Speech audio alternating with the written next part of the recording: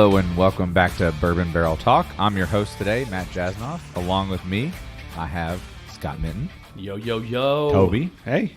Ryan. Hi. And in spirit, Josh. Hi. Thanks, Josh. Hi. So today we're going to be tasting, something that I kind of dug out of my collection. I really wanted to compare these two bottles together, really get a couple of other opinions on here. So I have two bottles of Old Ezra. I technically have an old Ezra and then a new Old Ezra. So that's what we're going to be trying here today. The first Old Ezra is back. I believe it's from 2012 or 2014. It technically says it was bottled. It was bottled by Old Ezra Brooks Distilling Company out in St. Louis, Missouri. So not too often that you have a bottle from there, so it's kind of unique. I actually found this in a little liquor store for a whopping $7. A guy just didn't want it, I guess. Good pull. Good, yes, thank you. I appreciate that. I tried really hard. And then over on the other bottle that we're going to try is the new version of Old Ezra, which is bottled by Lux Row. One of the major differences is they decided to push this up to barrel strength now. So we're going to go ahead and try the difference here, and let's go ahead and see what we think. In one corner, we have the original Old Ezra out of St. Louis, Missouri. Coming in at 6'8", 101 proof. 7 years old. We don't know how he made it here to professional sports. So we're really going to try the old one first, you said? Yeah, let's go ahead and try the old one first. Let's go ahead and take a quick whiff there. I'm not gonna lie, that was a really good give and take by you two. Thanks. Yeah. We're practicing. Matt's a taker. You set him up for that one. Bada bang! Bastard. Yeah. All right, which one are we starting with here? In the castle. We're starting with the old. The old. Starting with the old, ending with the new. Old Ezra. And I'll be honest with you, I really haven't had this one in a while, so. Toby, do you remember which one you poured with? The right's the old. This is your old. This is the original Old Ezra, like the older one. You didn't The pour old- that, though. old You Ezra? poured the new one. No, but I pulled the new one into that glass. Yeah, he did pull it. Yeah. It was the opposite because I had Glencairn and you didn't. No. You know what? You're gonna No, really this is- figure it out super quick this because is- one this- is significantly hotter than the other. Okay. Well, I don't know that I'll be able to tell the difference at this point tonight. You should have did what I did when poured one significantly more. Yeah, I Ryan didn't pour poured about either one eight. of it. Ryan poured You about poured eight one of fingers. them for me, and Toby poured the other one. It is true. I did pour one, didn't I? Yeah. You poured the original Old Ezra. I poured in that one. Oh, well, see, he No, knows. but you said Yeah. you poured in that one. Yeah, Toby's No, stupid. I poured in the stupid. big one. Okay, so this is the old Ezra. This is what we're going to drink first. Yeah, Ryan's got about 8 fingers of the new No, one. No, That's yeah. drink. The old one I got a normal pour. The 101 proof. Yeah. All right, let's. Actually, some guy made fun of me for buying this in a liquor store too. He said, "What do you want that shit for?"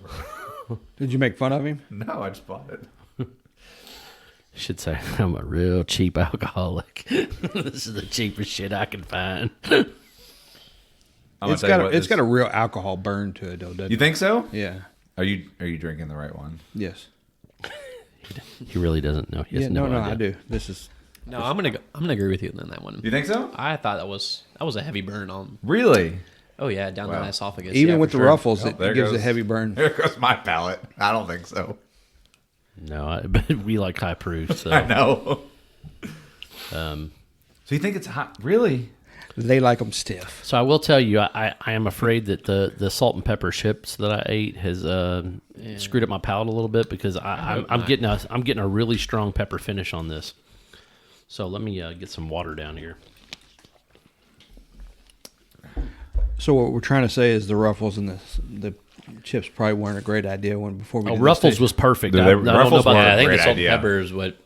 salt and pepper might have thrown off my palate a Let's little give bit. this round 2. But you had the salt and pepper chip, Ryan. You had the salt and pepper chips. Yeah. You don't. No, I thought it was very harsh. You thought it was harsh? I got a burn. Really? Oh, yeah. Well, I mean, it's 101 proof. You're gonna have a little bit of a burn, but I really think it's the pepper from the chips. I think it's the two know mixing what? together. That second drink was a lot better than that first drink. I agree. Yeah, that first one I got. Maybe it was because we kind of stopped drinking for a little bit, but we did not stop drinking for a little bit. We have been on fire and we've been crushing it. yeah, touche. That second that second sip was a whole lot smoother. Yeah. And the pepper finish is gone, so that's good. I would agree. Yep. Yeah, I think it was the chips. I'm gonna put a splash of water in mine. Splash. Matt, you're leading the conversation. Don't forget. I know. I'm waiting to see what you think about it when Everybody else can talk. You don't have to wait for me. I mean, Jesus No, we Christ, have to wait for you. I'm not the whole show, man. you did say you were the whole show before this started. Listen, I might be the show, but I'm not the whole show. So I mean, look, the ton is in. Let the fun begin, bitch. I mean, that's that's just the way that shit works, love man. this. I love this. So, Toby, you want to take another swig at it, see what you think? I don't want to force you to drink or anything. It's not bad. Not your thing, though. It's not. Yeah. Yeah, everything that we've had so far, I think this is almost as bad as some of the low. Really? Yeah, I'm not a big fan. This is definitely not limestone. Sorry. No, I don't even think it's close to that. I'm gonna throw in there that I agree with the Toby here. I'm not a big fan of it. I think it's rough. Wow. It's definitely rough Okay. on the edges. Awesome. Well, that's that. We have a dead even split on this, guys. This is where we'd like to phone a friend in for Josh. Well, I mean, don't get me wrong. Like, I don't think this is a bad pour by any stretch of the imagination. But it tastes like a $7 pour, like you said, I mean, it's still a 7-year-old bourbon that's 101 proof. and it would make you. If I was going to pick between Somebody make this fun of you and for buying JTS it. Brown or this and either of the Heaven Hills that we've tried earlier, I would You definitely. mean last week? Last week, yeah. Last week. Well, actually, it was a couple weeks ago, wasn't it? Yeah. I don't remember. It was a couple weeks ago. But anyway, I would say this is probably my least favorite of those Right. ones that we've tried. Well, you love that JTS Brown, don't you? I think JTS Brown Bottle and Bond is a solid pour I think it's a great pour too. for $10. Yeah. Don't tell everyone, then they'll discontinue it and raise it $30. Oh, Bourbon Barrel Talk, they like this. Oh, well, yeah, this is now $35 And it's sold everywhere else but Kentucky. All right, so let's see what 6 years did to it and put it at barrel proof. So I'm going to be curious about this one. I haven't had it in a long time, but the first time I had it, I actually really enjoyed it.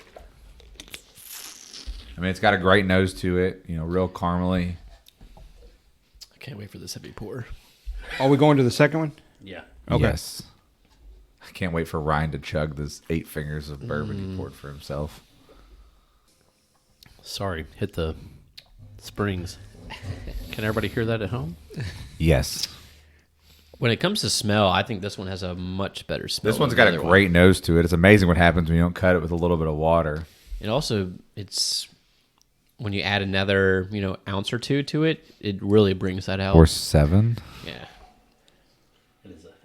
That is a damn heavy pour. I wish I had a video of what I have right here. I have a good 3 ounces. You had more. That's true. These don't taste anything alike. Isn't that crazy? Nothing. So, Tob, what do you think of the new one? The new one is a lot better. It would be something that you would It's expect to be tasty. in a middle shelf somewhere for about $45, $50. Yeah, that's kind of what it runs. I think Kroger had it for about $45, $46. So, no qualms with that at all. I always try to snag one of these when I get the chance to pick it up. Scotty, what do you think of this? Are they harder to find? They're a little bit harder to find. I will tell you the Lux Row Distillery does put it out every so often. And you'll see them start to, come hit and miss. A lot of liquor stores will put it as a quote-unquote allocated release because there's just not a lot of them out there. But Lux Row is starting to put out more and more of them. Yeah. So I actually also I love that bottle. It's just The bottle looks a lot better than the old bottle. the label is I know no one at home can see this, but the label difference, I mean, it's just night and day. You got a plastic screw cap versus a cork. I mean, they really changed some things for the better. I mean, they raised the price Jesus, on for it. $30 you can do a lot with a bottle, right? I hope so. It even looks bigger. The overall design is just a better looking product, but it also does taste better in my opinion, in my humble opinion. But I like Hands mine. down. I like mine hotter. I like the Yeah. heavier alcohol. The notes though. How does this compare to your JTS Brown? Well, this is better than JTS Brown. Just slightly. Just slightly? Just slightly. I mean, dude, JTS Brown's a good solid pour. I mean, if I was going to put it up against all my daily drinkers, there's most of my other ones I still prefer over this. Yeah. I got $5 if you can tell me what JTS stands for. Your mom. Didn't see that one coming. It landed though very well. It did. I concur. I would throw out there that even though that this is higher proof, it definitely doesn't taste as hot as the earlier one. So what is the proof on this, Matt? This is like 112, 117. 117. No, okay. I thought it It doesn't taste like it though. It doesn't. No, it doesn't. It doesn't hit at the 117 marker. I put this like like I said, around 112. Yeah. I mean, not that there's a massive difference in 3% ABV or not, but Huge. Percentage. It's huge. It's a huge percentage. I'm going to cut the rest of mine with a little bit, just because I have a little bit to play with here. Just do a little bit, not a lot. The top 1% of the top 2% of the top 1%. This is definitely a goddamn better bourbon than the one before. That's awesome. A little Bernie Sanders for you That guys about today. describes it. Wrong. Wrong. You're wrong. Shut up, goddammit. I don't know why you're talking about that shit, man. So, what you reading on here? That you can get 15 cents back for this bottle if you want to recycle it in the state of Maine, Virginia, Well, there you go. Now it's only and Iowa. $45.85. I'm also you going to go. throw out there a little bit of water really opens this up too. I like this. I like this pour a lot. What kind of so what do you get when you open it up a little bit? What would you say? Let's take another sip of this. Your young drunk palate. I'm kind of curious. Does anybody Young, yes, not drunk. Does anybody know what charcoal mellowed means? So it's charcoal. So these are charcoal filtered, right? So Non-chill filtered. put $1 in the jar, okay? Just do it. So it was. If you read, kind of this one a little bit. They tell you that Old Ezra is so mellow with age and so rare in character, it should be sipped extra slowly to appreciate the unique flavor, aroma, and full body. So that's kind of their little shtick with that. I don't like that shtick. I don't care. I don't want them to tell me how I'm supposed to drink this. Why not? You listened to him. You drank it. I didn't drink it extra slow. You are drinking it extra slow. I killed mine. Thank you. I was not at all slow. Would you like some of mine? No. There's plenty in the bottle. I got plenty in this cup. We know. I know. Yeah, for real. I mean, like literally, there's a lot in that bottle. There's a lot in this cup. So You're overall, not driving. What is what is genuine sour mash? Is there fake sour mash? no, genuine sour mash just is. It basically means it's a traditional sour mash. They use a little bit of the mash from the old batch in the new one to keep a consistent flavor profile through and through. Sweet mash would mean they're starting over each time, but a sour mash uses a little bit of the old batch, so it's really consistent in flavor and profile. So even though these are all going to be barrel strength, they're not necessarily at single barrel, but they're all going to be pretty consistent through and through. That keeps the product pretty well. Speaking, go ahead, Ryan. I was going to say, do you know what kind of percentage you're speaking of old batch? No. Okay. I mean, you said a little bit, as I'm just kind of curious about. I don't know. What they're bringing over. I thought I heard 10 to 20%. I thought it was somewhere in the 10 to 12%. I didn't think it was. I didn't think it was as high as It may 20. not be as high as 20. I might have heard 12 and just 20 popped in my head because I always jump in larger percentages. So outside of Neely, So does your wife. Boom. Wow, that escalated quickly. She likes it big. What can I say? Shit. Go ahead. No, go ahead. Let's see how this goes. So as far as sweet mash versus sour mash, Yeah. I only Neely at this point do I know for a fact that they focus on sweet mash. Peerless does too. Peerless does as well. Okay, I've not been to the Peerless tour. That's one of the few I've not actually been to. Yeah. So, any of the I guess I should say the big boys that that use a sweet mash bill Correct. versus the craft distilleries.